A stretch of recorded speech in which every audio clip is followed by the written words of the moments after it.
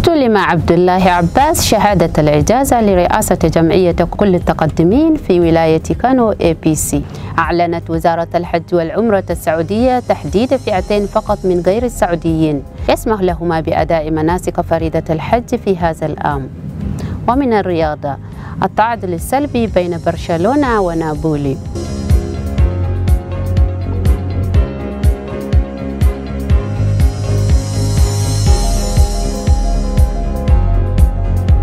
تحية طيبة أعزائي المشاهدين في هذا اليوم الجمعة 17 من شهر رجب 1443 هجرية الموافق ب 18 من فبراير عام 2022. وإليكم الأخبار بالتفصيل مع أختكم أمينة أبو بكر. أسبوعا واحدا قضت نيجيريا عن المشكلة المتعلقة بالنفط الملوث والطابور الذي يفسد الميكانيكية في الدولة، أضف إلى ارتفاع السعر. وقد أفادت الحكومة عن وجود هذا النفط الملوث في المحطات المحلية، الأمر الذي أدى إلى محاولة الحكومة على اقتصار انتشاره وبيعه لأفرادها.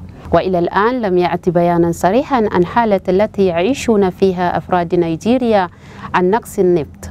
والشركة الوطنية النيجيرية للبترول NNPC أفادت بأن مشقة الحصول على النفط في نيجيريا جاء بعد محاولة الحكومة عن الاحتفاظ بالنفط الملوث الذي بلغ ملايين لتر وعدم توزيعه في السوق. ومن هذه المشاكل التي تواجهه أفراد نيجيريا كثرة الطابور. وقد توارد كثرة الطابور في كل المحطات في نيجيريا بدون تفريق بين ولاية وأخرى، وحتى في العاصمة النيجيرية أبوجا. مع ذلك قلما تجد محطة تدلي النفط لأصحابها. والمشكلة الثانية ارتفاع سعر النفط، وقد تضاعف أسعار النفط في كل المحطات المحلية والأسواق الخاصة، الأمر الذي أدى إلى عدم الحصول على ما يريده الإنسان إلا بعد أضعاف مبلغ مما في السابق. صار النفط بعد المنال لا يستطيع الإنسان أن يدركه إلا بعد معاناة شديدة. وفي بعض الأماكن لا يوجد النفط في المحطات إلا في المحطات الخاصة بعد مضاعفة مبلغه من السابق. ومن المشاكل التي تواجهه أفراد نيجيريا من النفط كثرة الشجار، وكل هذا بسبب وجود النفط الملوث في الدولة. وإلى الآن فإن الشركة الوطنية النيجيرية تريد أن توزع بليون وزيادة في كل المحطات النيجيرية لتسهيل عملية الحصول عليه في كل الأماكن. ومن ولاية كانو، قدمت حزب كل التقدميين العالية APC شهادة الإجازة إلى جانب حاكم ولاية كانو الذي اختار عبد الله عباس كرئيسا للجمعية في ولاية كانو.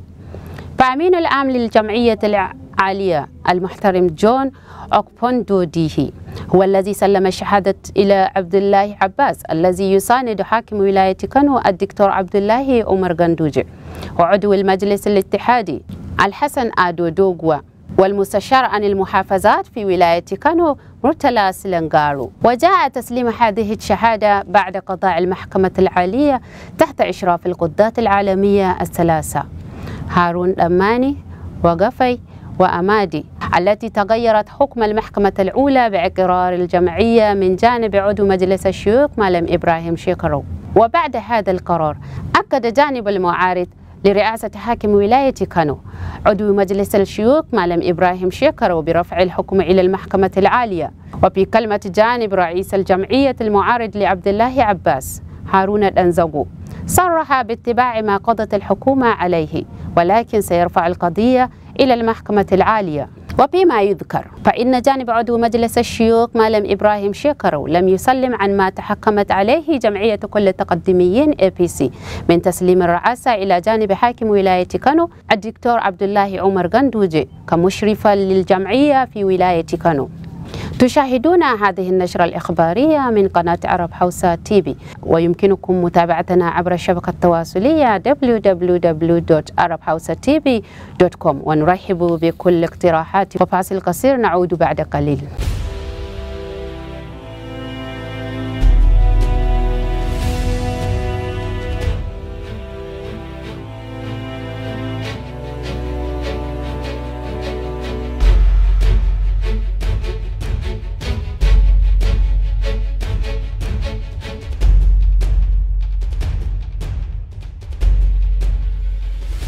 تحية طيبة أعزائي المشاهدون الكرام. Za a fara binciko yadda aka shigo da gurɓataccen man fetur a Najeriya. إلا أن المتحدث باسم قسم الأعمال في الشركة النيجيرية الوطنية للبترول معنا اليوم ضمن فعاليات أيضا لغة حوثة مع كونها لغتنا الأصلية كثيرا ما تجدين الكلمة.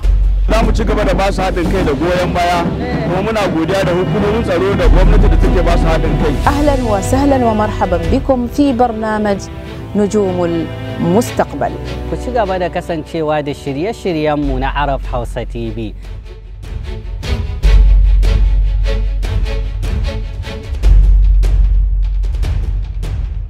الساعة 4:10 بتوقيت مكة المكرمة، 1:10 بتوقيت جمهورية غانا وغرنيش. ومن الدول الخارجية اتهمت موسكو حلف شمال الأطلسي ناتو بأسكرة منطقة البحر الأسود والاستغلال الأزمة مع أوكرانيا لتعزيز وجود العسكري شرقي أوروبا، في حين تصاعدت التحذيرات الغربية لروسيا. وقالت واشنطن إن القوات الروسية بدلا من الانسحاب من الحدود الأوكرانية بدأت تتخذ مواقع قتالية. ووصفت المتحدثة باسم الخارجية الروسية ماريا زاكروفا حجج حلف الناتو لتعزيز وجوده العسكري في أوروبا الشرقية، بما في ذلك نشر مجموعات قتالية في رومانيا بالهراء. وقالت زاكروفا إن عسكرة منطقة البحر الأسود فكرة قديمة للناتو، وجددت موقف روسيا بأنها لن تهاجم أي دولة من الناتو أو من خارجه. وفي بروكسل اتهم الحلف موسكو بتدمير أكبر حشد عسكري منذ الحرب الباردة، كما قرر نشر قوات قتالية في شرق ووسط أوروبا. ودعا وزراء دفاع الدول الأعضاء في حلف الناتو روسيا إلى سحب قواتها من أوكرانيا واختيار طريقة دبلوماسية للحوار فيما يتعلق بأمن أوروبا.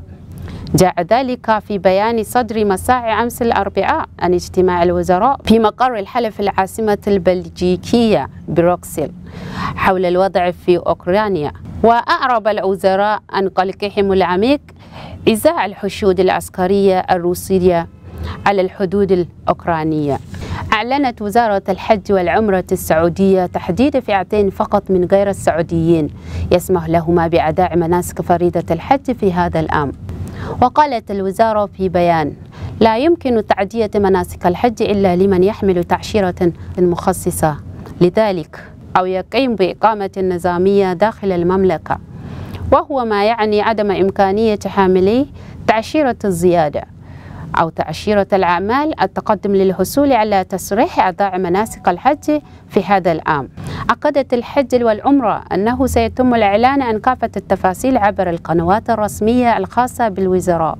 واقتصر موسم الحج العام الماضي على 60,000 فقط من المواطنين السعوديين والمقيمين بداخل المملكة، مع اشتراط تلقيهم اللقاح ضد كورونا في قرار جاء على خليفة استمرار الجائحة. والآن ننتقل إلى الأحداث التي وقعت في مثل هذا اليوم.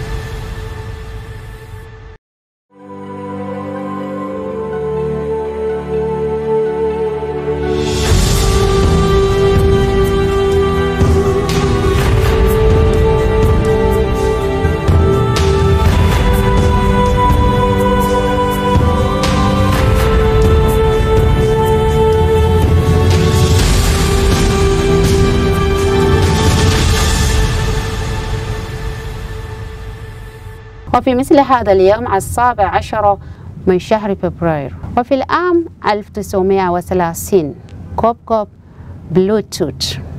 وفي العام 1965 استقلال غامبيا عن المملكة المتحدة. وفي العام 1978 إيطاليا والفاتيكان توقعان على وثيقة تؤكد حق كل منهما بأن تكون دولة مستقلة ذات سيادة. وفي العام 2009 السلطات المصرية تفرج عن السياسي المعارض أيمن نور، وذلك لظروف الصحة. ومن المواليد لمثل هذا اليوم: في العام 1516 الملكة ماري الأولى ملكة إنجلترا. وفي العام 1935 ميشيل عون رئيس لبنان. وفي العام 2009 الطيب صالح روائي سوداني. وفي العام 2017 عمر عبد الرحمن عالم أزهري والزعيم الروحي للجماعة الإسلامية في مصر.